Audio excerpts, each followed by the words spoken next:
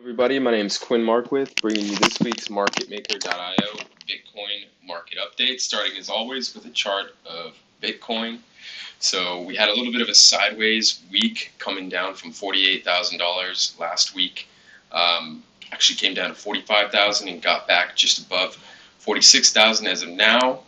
Sentiment in the market did come back to neutral, which isn't too surprising because now we're teetering back on that level, that short-term holder realized cost basis that we've been talking about, which sits at around $46,000. So that's where the short-term holders who've really been responsible for moving Bitcoin between this range that it was stuck in for so long accumulated their Bitcoin.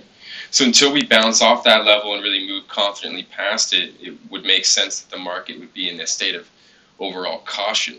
And so is the market overall in general as well. The dollar is still making up its mind here, deciding whether it's going to get rejected here at this technical level that we've been discussing now for almost a month. It's looking like a rejection is still in play. However, a lot of analysts are pointing to the possibility of a breakout here if inflation data were to be shocking enough and if the Fed were to act in a shocking enough manner to really surprise the market with more than anticipated tightening. But we have talked about and maintained the view that that is going to be pretty hard to do. And as of right now, the possibility of rejection here that allows risk assets to run is still very much in play. We've seen your typical, your most popular risk assets, they have slowed down over the past week, but they're still catching a bid overall, and they haven't really made a pullback of any sort, just a little bit of a slowdown. One thing to note for Bitcoin in particular is that the leverage ratio has seen a sudden spike recently, which historically does coincide or at least entails some kind of a pullback in the market, roughly 20%, 30% historically. But it doesn't need to happen instantaneously. So it would make sense for a pullback like that to come, at a time when sentiment flips back to greed once again, when the market gets a bit too overzealous once again. Right now, the market's still in a state of indecision, which usually entails that the market can have a bit more of a leg up before we get that sort of leverage washout that we like to see. Another indicator that we're keeping an eye on is the ETH to BTC chart, which is really a signal for altcoin strength. You have Bitcoin dominance coming down, and this usually can be taken as a signal for market confidence in a rally overall. So we like to see that. Other indicators for demand coming in, we've spoken about how the on-chain picture is looking really great on the supply side, but demand really is flowing in a very real way as of late. We've seen, of course, the Luna Foundation Guard buy up loads of Bitcoin. They're now one of the largest Bitcoin holders in the space, holding about $1.4 billion worth. And it's rumored, or at least it's been announced, if we take their word for it, that they're going to shortly buy about another $1.5 billion in the coming weeks or months. We've also seen a steady flow over the past year, past 12 months and more, of capital into some of the most popular ETF exchanges, such as Purpose ETF and other Canadian ETFs. So it looks like institutional demand is running quite healthy.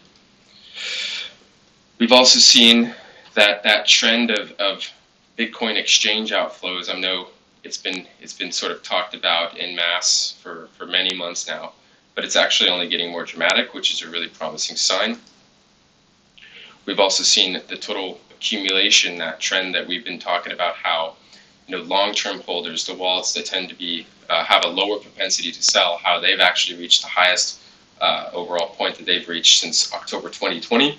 Well, that trend as well is holding up despite the recent price rise, which is quite good to see. It means it tells me as an analyst that the price rises that we've seen as of late have not been enough yet to really start to unlock those coins and see the distribution that marks a mid-cycle or some kind of latter cycle peak, if you will. And what's interesting as well, and quite important, is that the velocity of coins, so this is a measurement of coins moving from wallets to wallets, the pace at which they're moving, the frequency, the volume, if you will, is actually picking up as well while the supply is getting locked up and ossifying amongst those long-term holders, which is really something quite bullish that we actually only last saw at this pace, at this level, in early 2017. And I'll end on this final note because I think it's quite significant because of what we talked about with the leverage ratio being so high and what that could mean for the possibility of a pullback. Is right now the funding rate is quite neutral, which means the market, again, at this point that I stressed, is in a state of indecision as of right now, quite neutral, not overly zealous. It's less zealous than it was over the past 3 times that Bitcoin was really moving around these price points.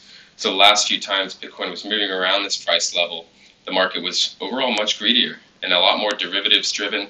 Right now the market is more spot driven, which usually entails the possibility for the rally to actually have legs.